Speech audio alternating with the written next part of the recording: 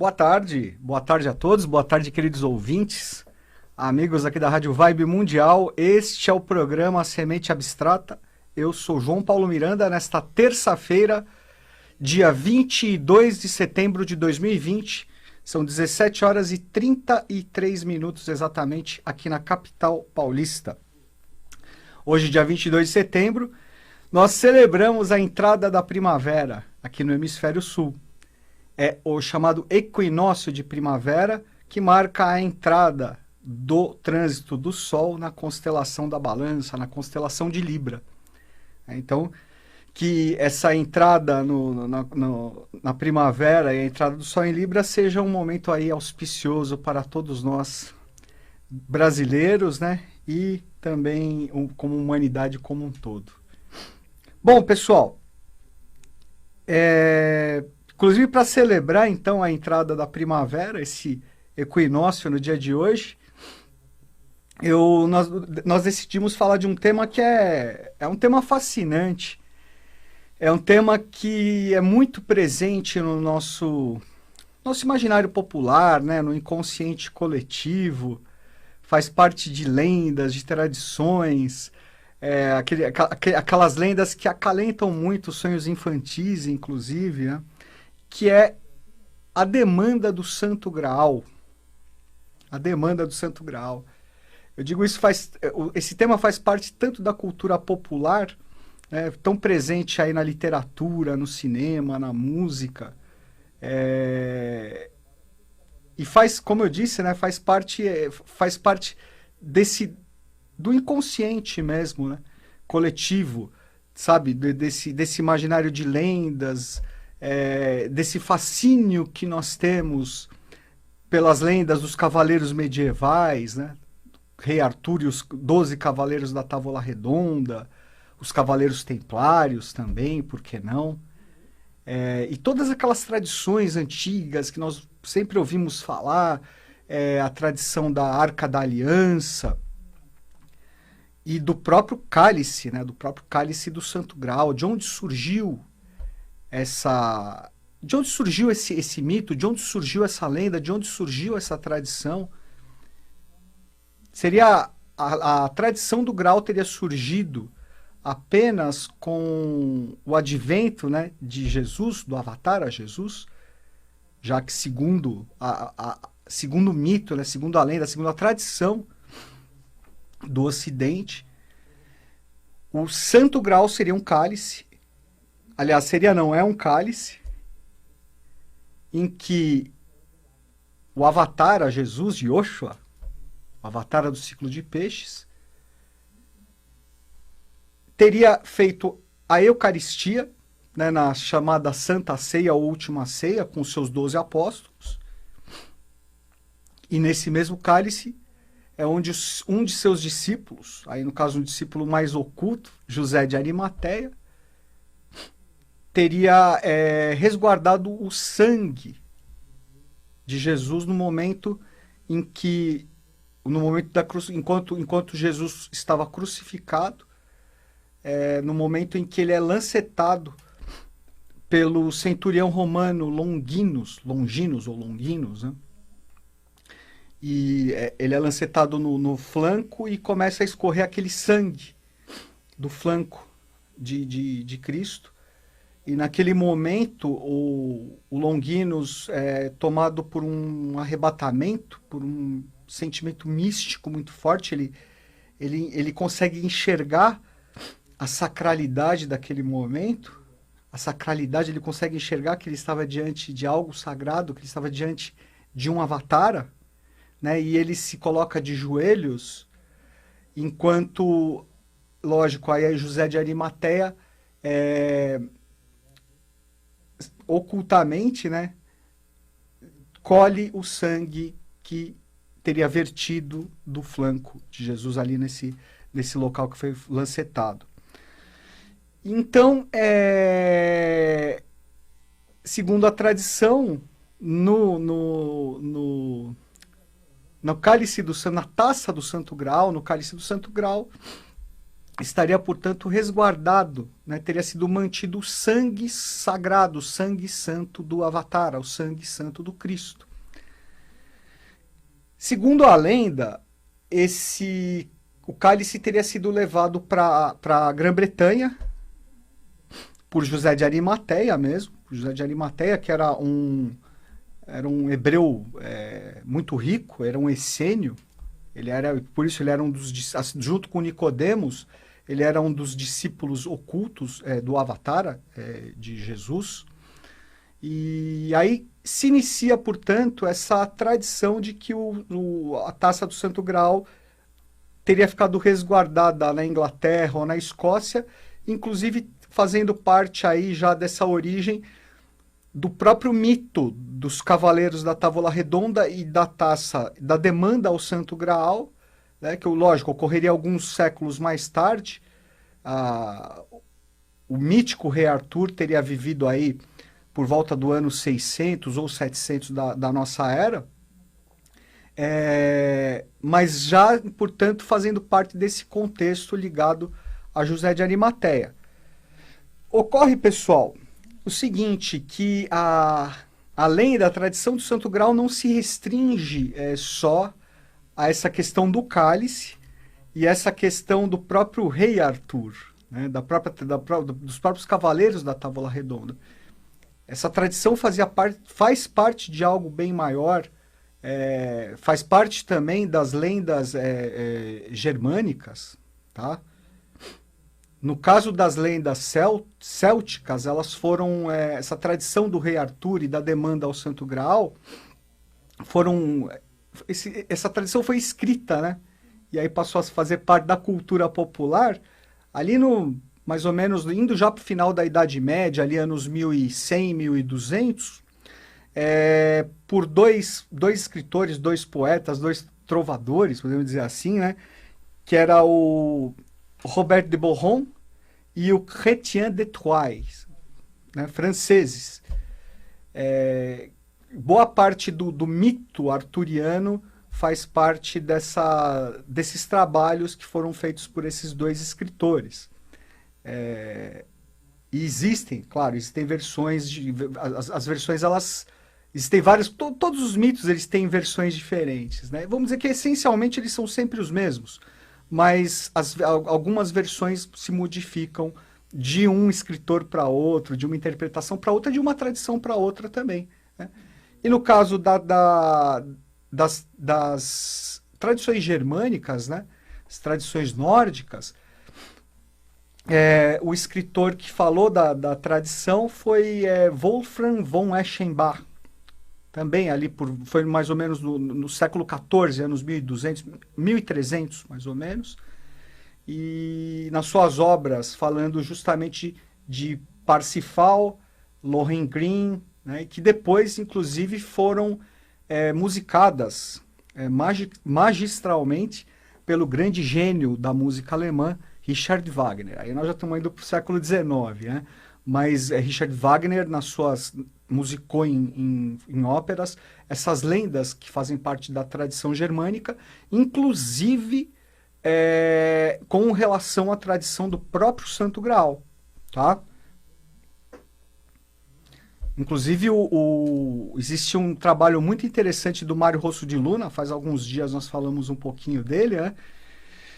Sobre o Mário Rosso de Luna, e ele escreveu um livro muito interessante chamado Wagner o Mitólogo, né? Então ele fala justamente do grande conhecimento que Richard Wagner, como um grande iniciado também na tradição, passou, né? Transmitiu ali através da sua grandiosa música. Bom, pessoal, nós já vimos então que o tema sobre o Santo Graal, essas são as linhas gerais, mas nós vamos ver que ele tem uma abrangência bem maior, tá?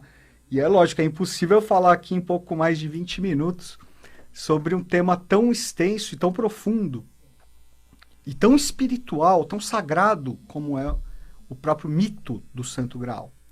Mas nós estamos aqui passando assim, né, algumas possibilidades, justamente até para despertar a curiosidade, porque o mito do Santo Graal, ele fala ele fala profundamente com o nosso interior, com a nossa essência.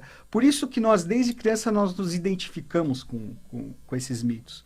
Isso é algo, por exemplo, que o Walt Disney, né, o grande artista, o Walt Disney fazia com maestria também, né? Passar para as crianças nas histórias, nas suas histórias infantis, nos seus filmes, né?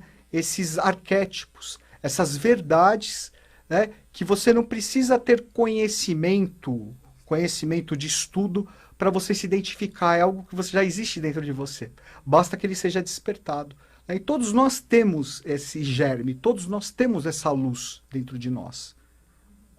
Então, é claro, e nós, ainda mais quando nós somos crianças, que nós estamos mais próximos da pureza primordial, é claro que nós temos uma facilidade maior para nos identificar com essa essência, com essas lendas, que na verdade não são lendas, né? São verdades, e essas verdades que estão dentro de nós.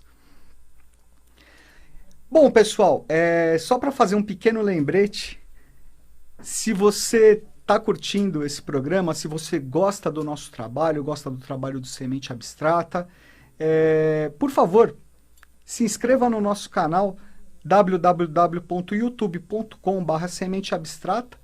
Se você está gostando desse vídeo, deixa a sua curtidinha ali, tá bom?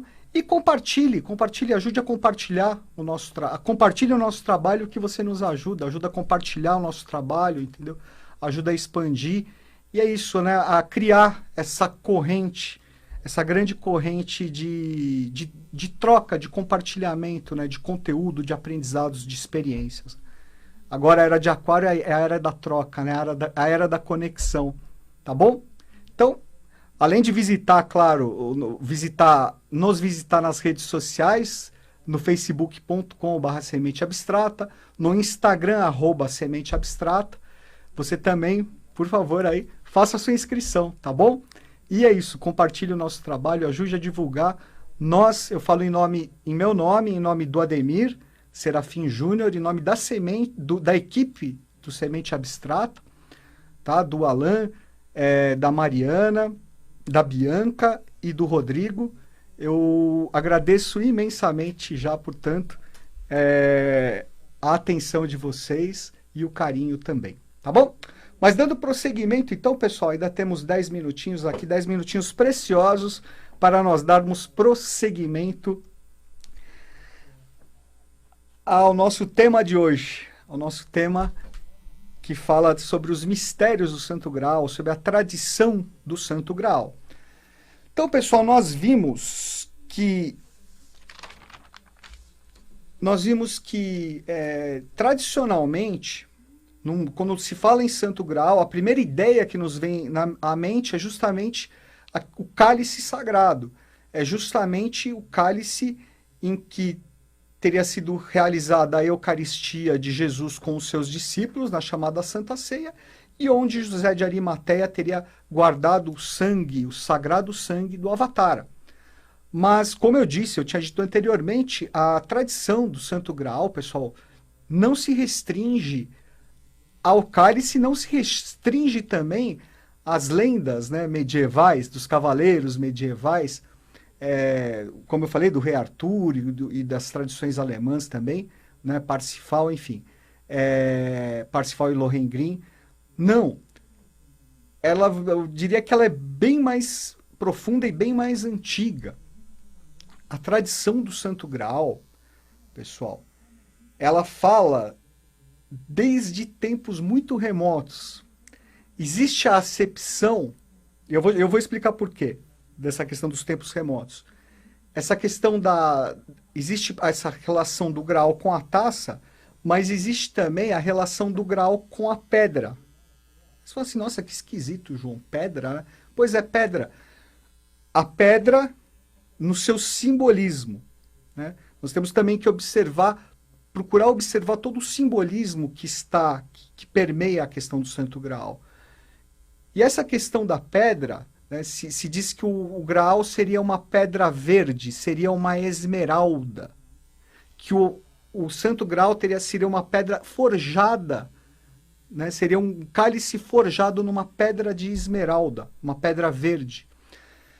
E essa pedra teria sido, segundo a tradição, teria sido a pedra que caiu, que teria caído da fronte, da testa de Lúcifer. Lúcifer, o arcanjo rebelado, no episódio chamado de Queda dos Anjos, né? No episódio, na verdade não é um episódio, é uma realidade, né? Mas é claro que é algo bem abstrato, né? Não é algo tão simples, mas de qualquer forma, né? Houve essa mudança no contexto da evolução em determinado momento. Isso nós estamos falando de cosmogênese, ainda, cosmogênese, a origem do cosmos, uma questão cósmica que por uma questão cósmica que deveria ocorrer um aprestamento da evolução, né? A hierarquia luciférica, que é chamada da quinta hierarquia, chamada hierarquia venusiana, teria, né, o chefe, vamos dizer assim, dessa hierarquia, que era o anjo Lúcifer, teria se recusado, entendeu, a fazer esse trabalho necessário para prestar a evolução, né, do cosmos e depois a própria evolução humana.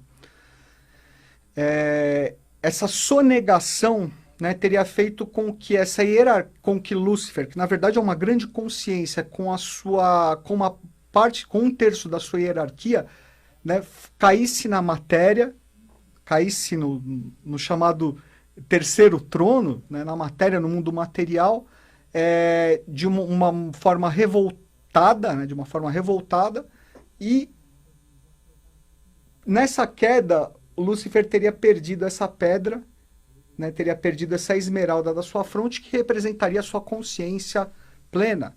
Vocês imaginam, na verdade, Lúcifer não é um ser, é uma hierarquia, é uma grande hierarquia.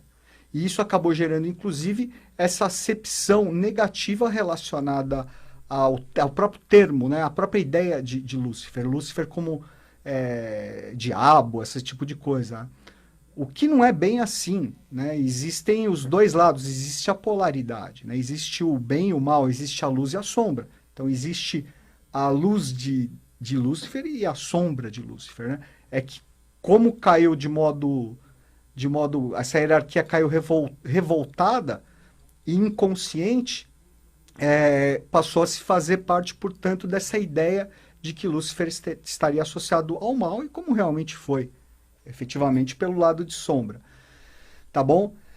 Mas, então, pessoal, com a perda dessa esmeralda da fronte, essa hierarquia teria o quê? Caído revoltada e sem consciência. Então, Lúcifer passaria a ter o quê? Uma percepção equivocada, entendeu, da consciência. Ele teria só uma parte, teria uma percepção equivocada. Inclusive, por essa razão, as questões do mal e da inconsciência associadas a Lúcifer como um enganador, né? Inclusive com isso, como um princípio de oposição e também de enganação, porque ele tem uma visão, a perda da esmeralda levou a uma percepção distorcida da realidade, né? Então ele seria o príncipe das distorções, né? E aí levando o ser humano também, procurando influenciar os seres humanos também para as distorções. Então, o Graal, nesse sentido, faz parte dessa questão da consciência, tá? Da consciência perdida do próprio anjo Lúcifer, da própria hierarquia de Lúcifer, tá bom? Existe também, pessoal, a tradição do Graal ligada ao livro, literatura, né? E aí faz parte, portanto, a tradição do Graal relacionada a toda a tradição oral e toda a tradição escrita. Faz parte, portanto, desse processo o próprio hermetismo. Vocês se lembram que uma das principais bases do hermetismo, da tradição legada por Hermes, o Trismegisto, é justamente o que é a tábua de esmeralda. Tá? A tábua de esmeralda. Né? que é uma tábua mítica também, tá? Mas que traz o quê? Traz a tradição, traz a linguagem, traz os códigos, as pedras de Moisés com as leis de Deus, né? Os mandamentos também. Os grandes iniciados, os grandes cabalistas que recebem a tradição, que receberam a tradição, como foi Abraão, tributário do rei Melquisedeque, que é a fonte, a origem de toda a tradição do Graal, é o próprio rei do mundo, a própria figura do rei do mundo, rei e rainha Melquisedeque, no seu aspecto masculino e feminino, mas Abraão foi o quê? O primeiro tributário do rei Melquisedeque. E o rei Melquisedeque passou a tradição a Abraão. E aí Abraão foi transmitido, de Abraão essa tradição foi sendo transmitida, certo? Assim como Moisés foi iniciado no Antigo Egito também, ele teve contato com essa tradição e levou, na fuga dele no êxodo do povo hebreu, levou para Israel, né? Levou para a Terra Santa, para a Terra de Canaã, né? Que hoje que depois se tornou Israel e hoje é Israel, né? Tá? Mas levou essa tradição, ele levou os códigos de linguagem, né? Que permitiram que ele escrevesse o Pentateuco, né? Os 5 primeiros livros de Moisés, que são todos cabalísticos. Por isso que é inócuo ficar procurando um entendimento, né, das literaturas sagradas simplesmente pelo sentido literal. A gente realmente acaba se perdendo, porque o que é verdade está por trás, está na essência. E a própria questão do Graal, portanto, né, voltando, portanto, à questão do Graal, o Graal, portanto, faz parte também desse processo da tradição, portanto, não só da tradição do Ocidente, mas também do Oriente, tá? As tradições do cálice no Oriente também são bastante fortes, né? Existe o cálice de Buda, Siddhartha Gautama, né? Existe o cálice de Amrita nos Vedas. Então, existe esse simbolismo também do próprio Graal, tá? Nas tradições orientais. Finalizando, pessoal, é importante só enfatizar, né, que a questão do Santo Graal, né, a demanda, a tradição, os mistérios do Santo Graal, eles são bem mais profundos do que eles podem parecer num primeiro momento, né? E eles fazem parte, principalmente, dessa questão da aliança que existe entre o sagrado e o profano, entre o mundo que representa o eterno, o mundo sagrado, e o mundo que nós vivemos, né? Essa aliança que existe, a tradição do Graal é relacionada diretamente à presença dos avataras na face da Terra. Lembra que os avataras representam a própria lei manifestada na face da Terra, representam o próprio verbo manifestado na face da Terra, assim como foi Krishna, Siddhartha Gautama, Jesus, enfim. Então representam sempre essa questão da renovação do mistério do sangue e do sacrifício dos avataras. Beleza, pessoal? Obrigado, uma ótima semana a vocês. Voltaremos a falar nesse tema com certeza, porque é um tema muito fascinante, e agradeço muito a atenção de vocês e boa semana a todos.